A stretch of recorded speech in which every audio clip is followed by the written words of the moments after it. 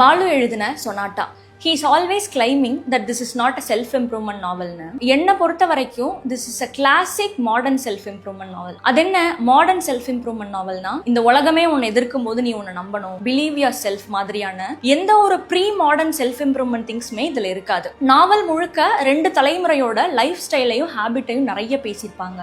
நாவலோட base pornographic addiction. ஆனா இதுல காதல், காமம், இசை, எக்ஸசைஸ், ஸ்லீப், ஸ்போர்ட்ஸ், மியூசிக் இந்த மாதிரி நிறைய பேசப்பட்டிருக்கு. சில இடங்கள் ரொம்ப அபத்தமா இருந்துச்சு, அழுக்கு நிறைஞ்சதா இருந்துச்சு.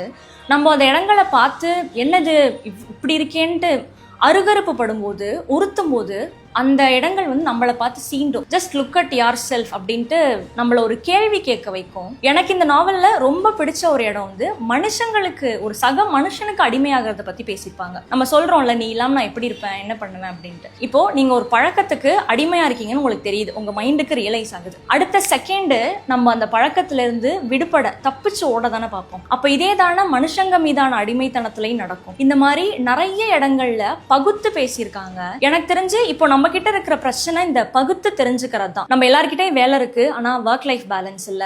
காசு இருக்கு, பினான்சியல் மேனேஜ்மெண்ட் பண்ண தெரியல. காமம் எங்க பார்த்தாலும் கொட்டி கிடக்கு, அதுல சரியான வழிமுறையை தேர்ந்தெடுக்க தெரியல. இத பத்தி தான் சொனாட்டா பேசுது. சொனாட்டா படிச்சு முடிக்கும் போது நமக்கு அழுக வரும். எனக்கு வந்துச்சு. ஒண்ணு, நீங்க மீண்டு வந்த பாதையை நினைச்சு, இல்ல நீங்க விழுந்து கிடக்கிற புதக்குழியை நினைச்சு.